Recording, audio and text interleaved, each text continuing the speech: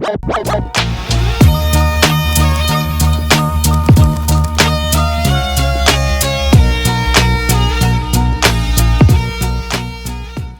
morning. My name is Leila Rezaian Yazdi, and I am a fourth-year medical student at the University of South Carolina School of Medicine in Columbia, South Carolina. This abstract palliative right hip disarticulation for bulky ulcerating metastatic melanoma to inguinal lymph nodes will be presented by me. I would like to give special thanks to Dr. Michael Gibbons, Dr. Neelam Mulji, Dr. Kevin Choong, and Dr. Julian Kim for their help with this presentation and abstract. The authors have no financial relationship to disclose. We present a case of an 86-year-old male who presented for treatment of a large right inguinal mass from recurrent melanoma. The patient's melanoma was initially diagnosed in 2015 on his right heel as acral lentiginous melanoma, stage PT3B, Breslow thickness of 2.8 millimeters with ulceration present. A quick overview of Breslow thickness. It is a measurement of depth of the melanoma from the surface of the skin down to the deepest point of invasive cells. The stage PT3 indicates that the melanoma is 2.01 to 4 millimeters in thickness, and the B indicates that the melanoma is ulcerating. He had previously undergone a right above the knee amputation in 2018 and had recovered well, demonstrating good mobility with a prosthesis. The patient subsequently developed recurrence in his right inguinal lymph nodes, refractory to checkpoint inhibitors, with rapid progression between May and June of 2022. The recurrence resulted in a large ulcerating tumor with bleeding, odor, need for extensive wound care, and inability to wear a prosthesis.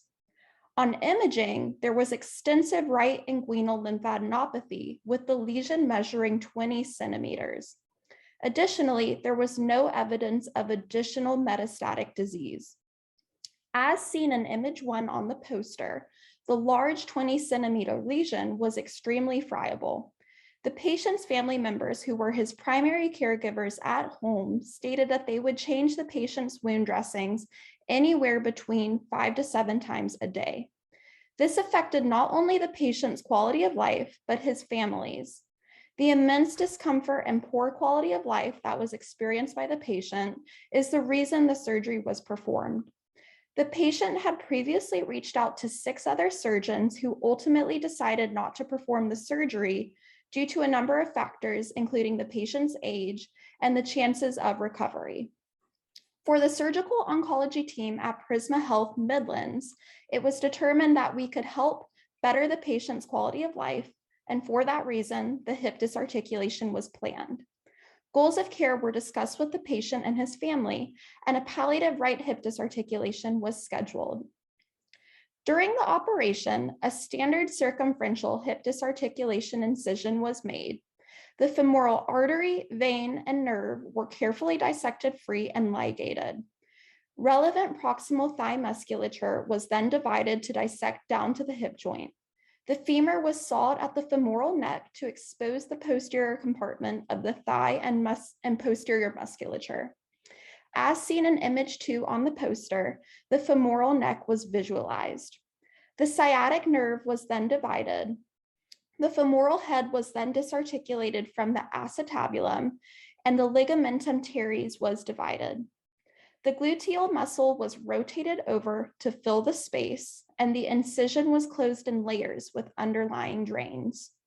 The closing of the incision and the placement of the drains can be seen in image 3 on the poster.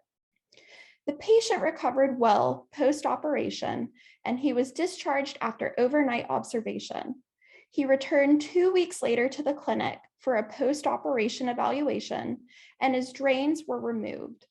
It was noted that the patient's pain had substantially improved, wound care had become less challenging, and his mobility had increased after the surgery. In conclusion, palliative surgery is a reasonable option in appropriately selected patients with the potential for significant improvement in quality of life. Palliative surgery helped this patient regain his mobility, independence, and relieved his daily pain from the metastatic lesion. This is an option that could be considered for many patients that are looking to regain their independence and have more control over their pain management. Thank you all for your time and attention. I would now like to entertain any questions that the audience members may have about this interesting case. Wonderful job. I'm very curious to know if there were any recommendations of antibiotics specifically with this case. During the surgery, is that what the question was? Pre, post, during? Yes, so during the surgery, the patient was on vancomycin, and post-operation, there were actually no antibiotics that were administered after the surgery. It was just during the operation. Wonderful job. We're going to move on now. Thank you so much. Thank you.